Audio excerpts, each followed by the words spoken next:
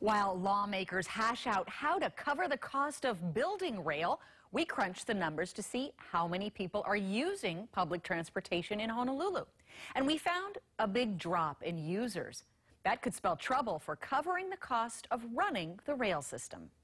Honolulu has a big claim to fame when it comes to per capita ridership of public transportation. So we're the highest all-bus transit system. So that still says that we've got a great ridership out there. A ridership, though, that's tracking 14 million passengers a year, lower than its peak more than 20 years ago. It's gone from a steady slip to a steep drop recently, a range of as much as 10% or more than 1 million rides a month fewer over the past couple of years. It's a drop other cities are seeing, too. What is eating away at public transit ridership right now?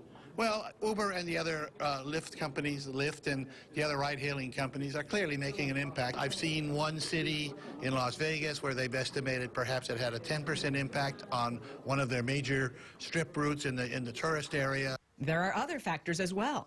Our gas prices are very, very low right now. So what does this all mean for rail?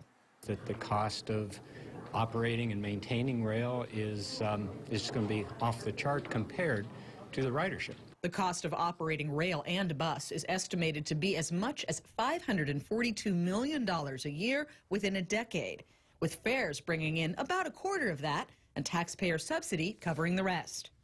Today in the legislature, the focus is on construction costs. Even if some Santa Claus were to say, here is your rail system, we're giving it to you for free, the city of Honolulu, I don't think, could afford to operate and maintain in safe, clean, adequate condition the kind of elevated heavy rail system that they are building right now. The city is counting on a turnaround and a big increase in public transportation usage. Rail's original environmental study a decade ago thought it would have about 116,000 riders a day, but its most recent projection bumped up to more than 121,000 riders. Why? They say because they switched to a 4-car instead of a 2-car configuration. And the bus is projecting a 75% increase in daily boardings by 2030. Our buses have become slower over the last 30 years, maybe 25% slower. And with rail, we'll be able to shave off a lot of stuff. 30 years ago, when I started, we could get into town 30 minutes faster from the west side than we could today. And now we're 2 hours and 30 minutes, and if it's a bad day, it's even longer than that. I know bus riders will understand exactly what I'm saying.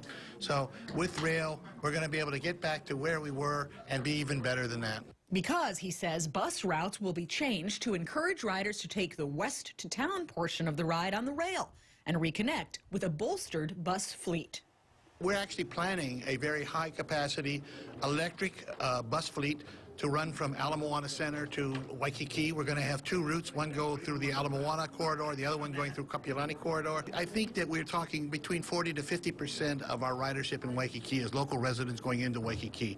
Many of them come from the west side. That's a major reason, he says, why rail needs to be finished to Ala Moana and not stop short at Middle Street or downtown. At Ala Moana Center, we operate 27 routes from in and around Ala Moana Center. We have 1,500 daily bus trips. And just trying to figure out, how would you handle those if we were at Aloha Tower? Where would you store those buses? Where would you park them? Not everyone's buying it. Some say in other cities, transit ridership overall actually goes down after rail is completed. The norm is that you don't get more riders than you had just with bus. You actually get less after you've added rail. But there are a few exceptions, and rail backers are counting on Honolulu to be one of them. I still believe in our numbers, and that's because there is no rail currently. And I believe once the rail is built, there's more people that's going to take the transportation, like to the airport. Thus, unfortunately, may reduce some of the new Ubers and taxi rides that you have over there. But other than that, I think the bus would take up in membership, ridership, as well as people riding the rail. How much will it cost to ride the rail? That's still unknown. A rate commission under the city's transportation department will take that on once it starts overseeing operations. Gina Mangieri, KHON 2 News.